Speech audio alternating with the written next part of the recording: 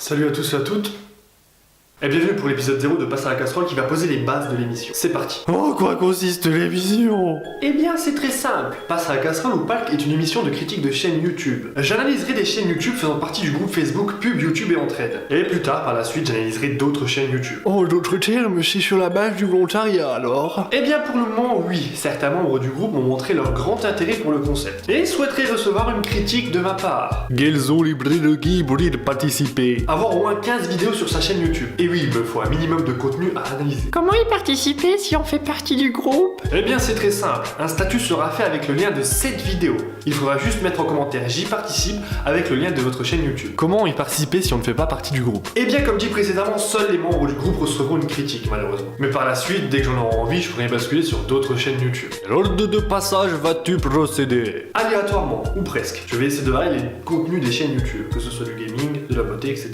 Et la fréquence de parution? Tout sera aléatoire également. Cela dépendra du nombre de vidéos que j'aurai analysées et de mon temps libre. Il se peut qu'un épisode de PALC dure 5 minutes et que l'autre dure 10 minutes. La critique est de plus en plus fréquente sur YouTube. De quelle manière vas-tu te distinguer des autres? Je réaliserai une critique 50% positive, 50% négative, en mettant en avant 3 points positifs et négatifs. Donc au niveau du contenu? La première partie sera une présentation de la chaîne, de ce que le youtubeur fait et du type de contenu qu'il réalise. La deuxième partie sera donc une mise en avant de 3 points positifs et négatifs, tandis que la dernière partie sera une conclusion. As-tu conscience que la critique est un domaine délicat? Oui, et c'est bien pour ça que je précise que je n'ai pas le savoir absolu, que mon avis est purement subjectif et ne reflète en rien la qualité des chaînes que je vais analyser. J'exposerai juste mon avis. Penses-tu avoir une quelconque légitimité à critiquer le contenu d'un tiers? Et bien pour ma part, tout le monde a le droit de réaliser une critique de ce qu'il regarde, que ce soit sur YouTube, mais également en littérature, au cinéma, etc. La critique peut permettre de faire avancer les choses. Et rien n'empêche le youtubeur que je vais critiquer de me critiquer en retour. Un petit mot pour la fin.